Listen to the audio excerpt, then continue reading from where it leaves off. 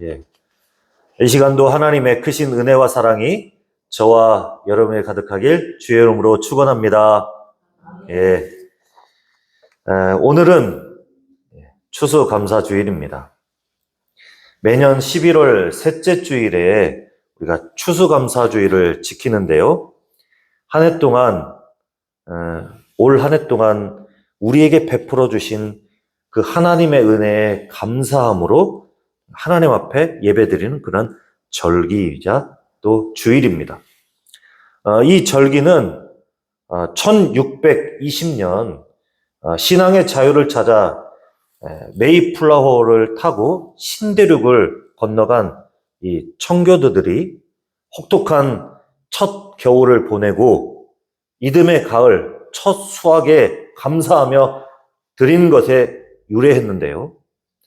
그렇다면 이 절기가 오늘 우리에게 어떤 의미가 있을까요? 청교도들의 그 역사적인 감사절을 오늘 우리 한국교회가 지키는 이유는 한 해의 결실을 인도하여 주신 창조주 하나님께 감사하는 것이 바로 성경 전체의 이 관통하는 아주 가장 중요한 신앙의 원리이기 때문입니다.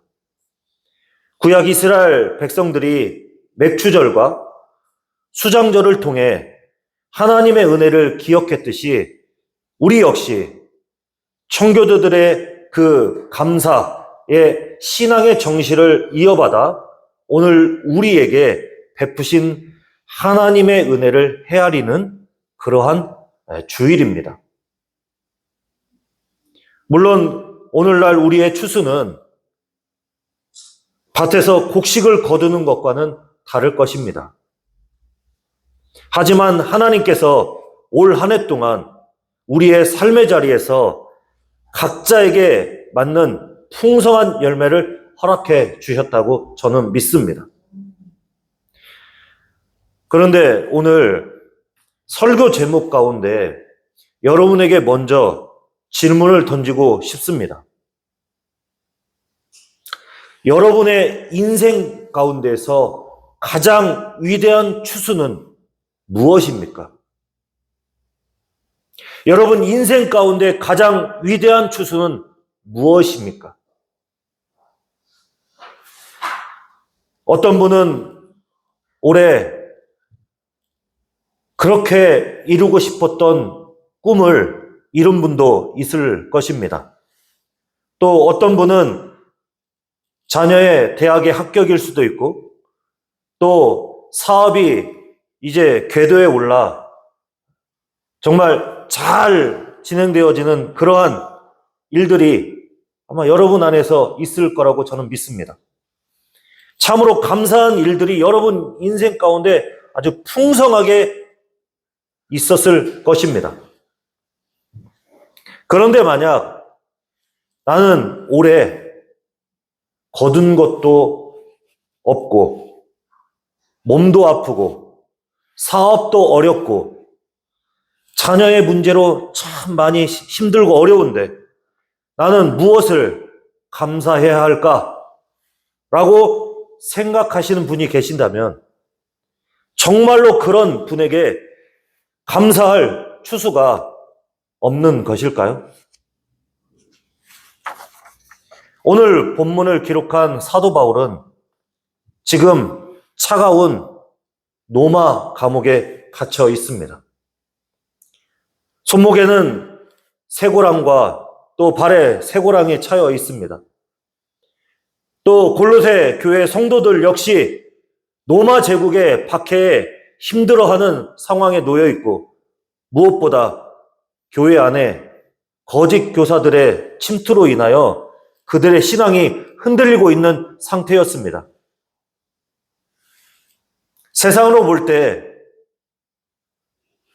아마 골로새 성도들은 패배자들처럼 보였을 것입니다.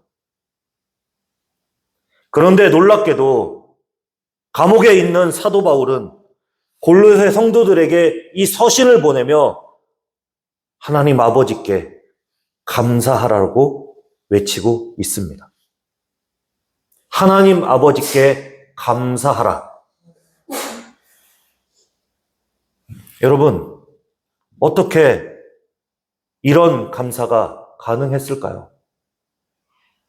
그것은 바로 환경이 아닌 구원이라는 변치 않는 진리의 감사의 뿌리를 그들이 내리고 있었기 때문입니다. 구원이라는 감사의 뿌리에 그들이 신앙을 내리고 있었어요.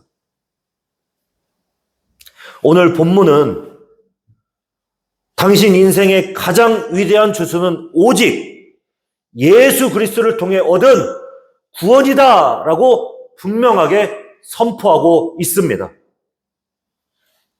그리고 왜 이 구원이 가장 위대한 추수인지 그 이유 세 가지를 우리에게 제시하고 있습니다.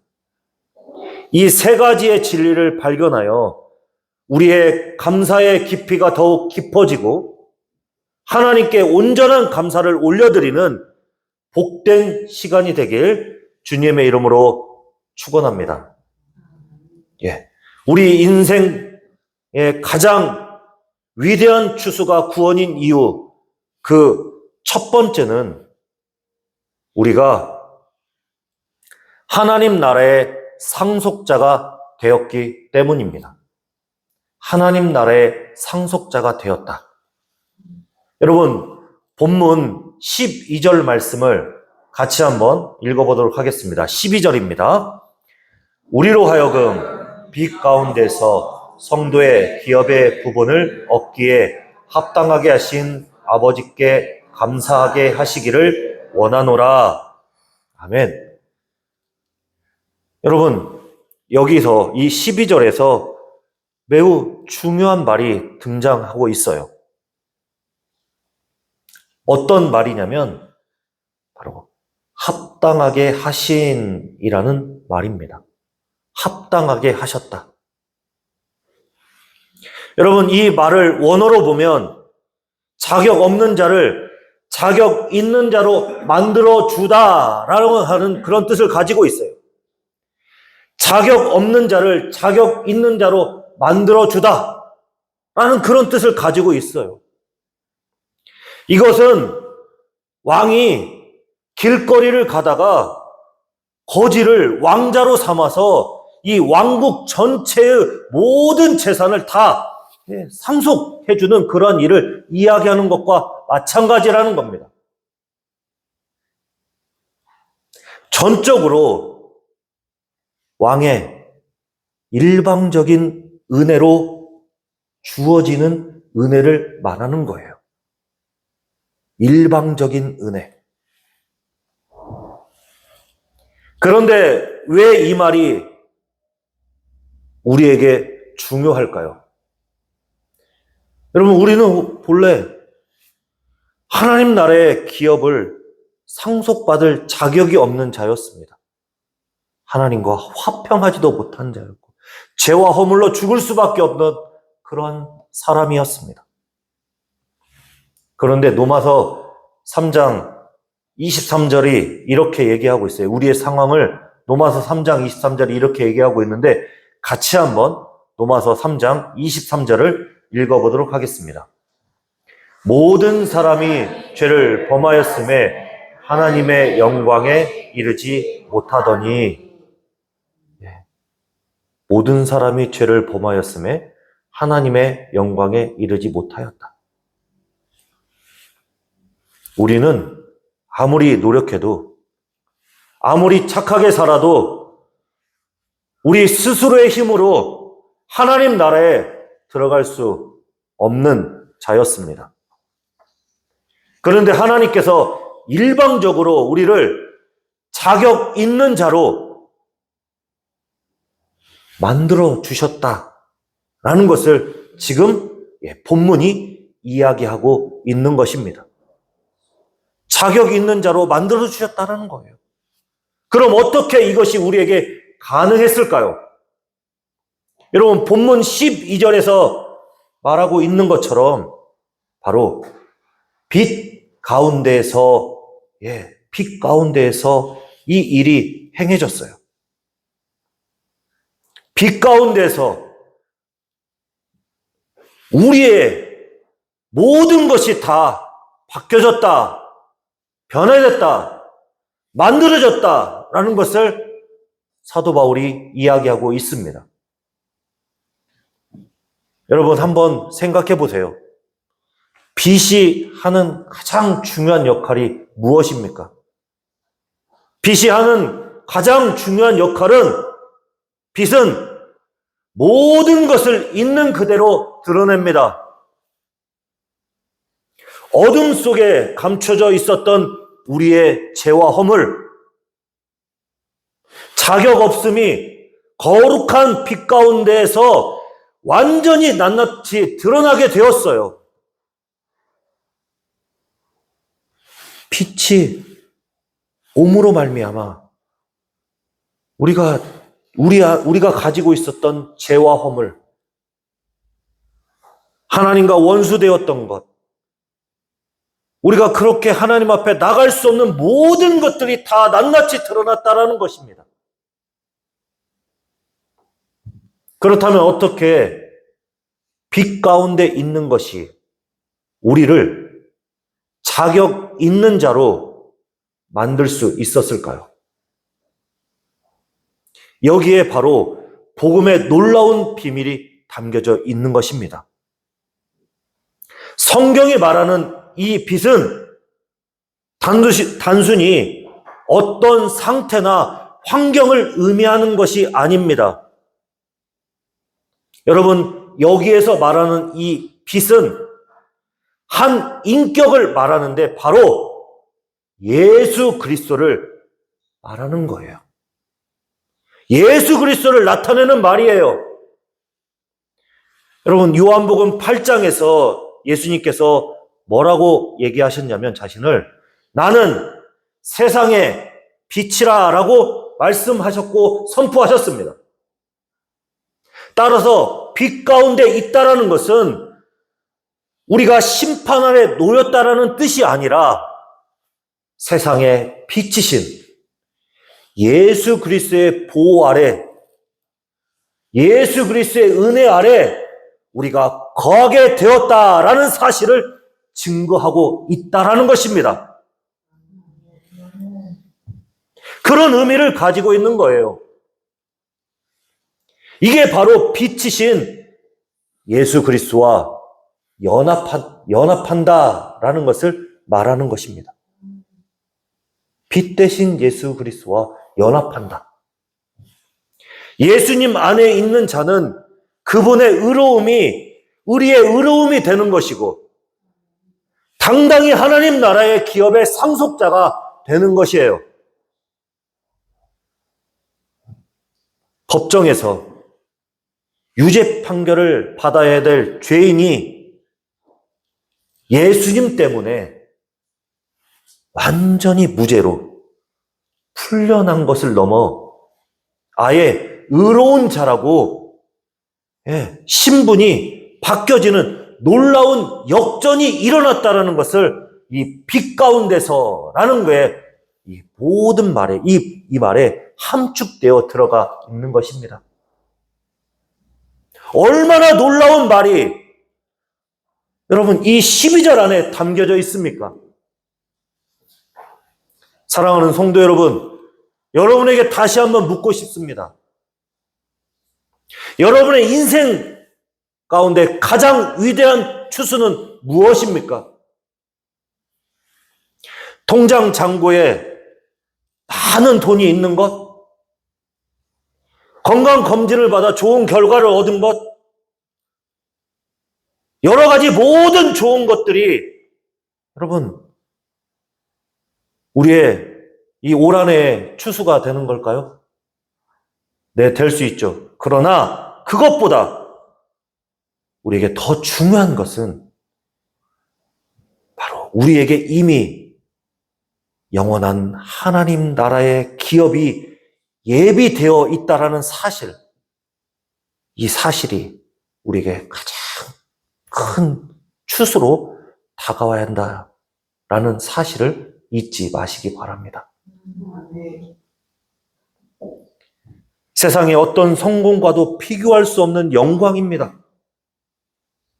그렇다면 이 놀라운 자격을 받은 자로서 우리는 어떻게 살아가는 것이 좀 좋을까요? 여러분, 첫 번째로 더 이상 세상의 기준으로 우리 자신을 평가하며 낙심하지 말아야 된다는 거예요. 그리고 두 번째로 다른 사람을 판단하지 말아야 된다는 것입니다. 그리고 세 번째로 매일 아침 하나님께 감사함으로 하루를 시작해야 한다라는 것을 잊지 마시기 바랍니다. 여러분, 이것이 하나님 나라의 기업을 상속받은 자의 마땅한 감사의 삶임을 기억하시기 바랍니다. 죄인인 우리에게 의로운 신분을 주신 하나님께 더욱 감사하는 이 추수감사주일이 되길 주의 이름으로 축원합니다. 우리 인생의 가장 위대한 추수가 구원인 두 번째, 그 두 번째 이유는 우리가 아들의 나라로 이주했기 때문입니다. 아들의 나라로 이주했다. 여러분, 의로운 자격으로만 충분하지 않아요. 실제로 아들의 나라로 옮겨져야 하는데요. 여러분, 13절 말씀이 그 놀라운 사실을 우리에게 선포하고 있는데 본문 14절 말씀을 같이 한번 읽어보도록 하겠습니다. 그가 우리를 흑암의 권세에서 건져내사 그의 사랑의 아들의 나라로 옮기셨으니 아멘. 그가 우리를 흑암의 권세에서 건져내사 그의 사랑의 아들의 나라로 옮기셨다. 여러분, 구원은 우리의 국적이 완전히 바뀐 사실을 말하는 거예요. 13절에서 여러분, 건져내사라고 하는 이 말이 매우 중요한 말입니다. 이 말을 원어로 보면 인지를 적군의 손에서 구출해내는 특수부대의 작전처럼 아주 강력한 행위를 말하고 있는 것입니다. 강력한 행위. 그렇다면 13절에서 말하는 여러분, 흑암의 권세, 이 흑암의 권세는 무엇을 말하는 것일까요? 이것은 사탄이 불법적으로 왕노릇하는 왕국, 절망과 사망과 두려움이 지배하는 그런 나라를 바로 이야기하는 거예요. 여러분, 그래서 에베소서 2장 2절에서 뭐라고 얘기하냐면 이를 공중권세 잡은 자를 따르던 이라고 이 상태를 이야기하고 있었어요. 우리는 사탄이 지배하는 왕국의 백성이었고, 여러분, 이곳에서 우리 스스로의 힘으로 탈출할 수가 없었습니다. 우리는 이 사탄이 시키는 대로 여러분, 행동해야 되고 죄를 지어야 될 그러한 죄인으로 여러분 이 왕국에서 살았어요. 그런데 하나님께서 강력한 힘으로 우리를 구출하셔서 오늘 골로새서 1장 13절에서 말씀하는 것처럼 그의 사랑의 아들로 우리를 옮겨주셨다.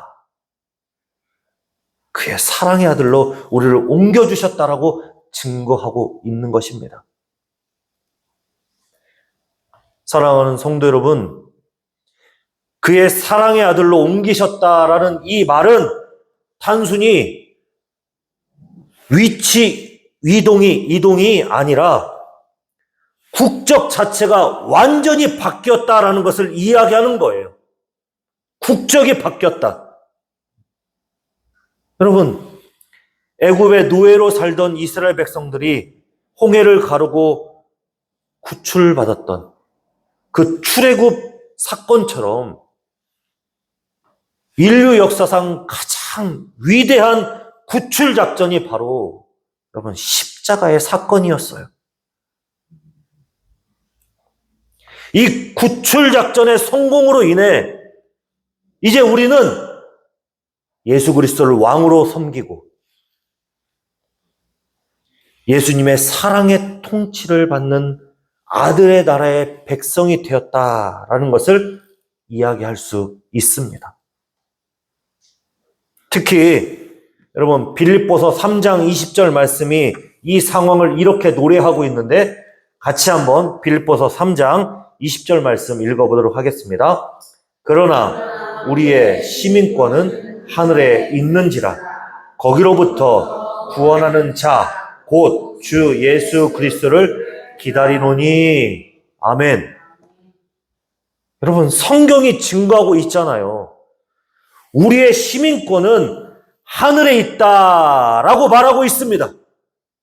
믿으십니까? 네.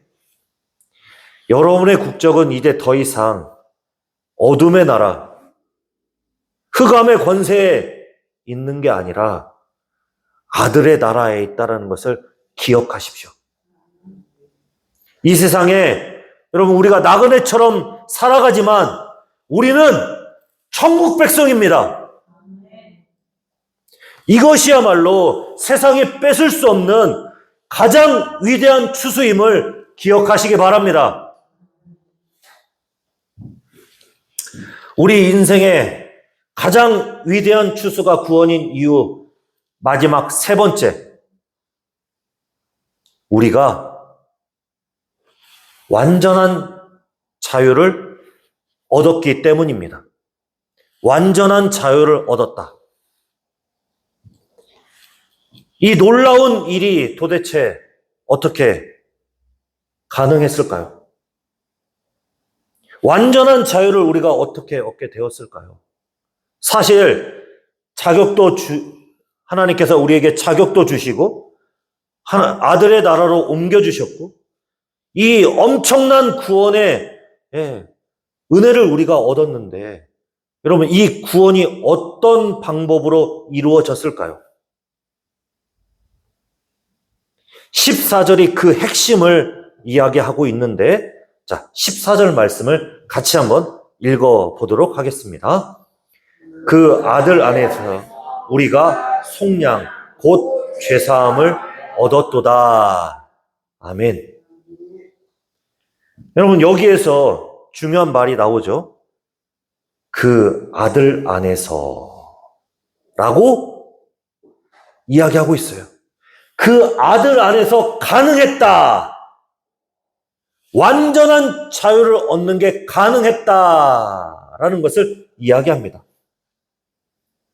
오직 예수 그리스도를 통해서만 이 모든 일이 가능하다는 것을 사도 바울이 선포하고 있는 것입니다. 특히 여기서 여러분 속량이라고 하는 이 말은 고대 노예 시장에서 사용되던 법정 용어예요.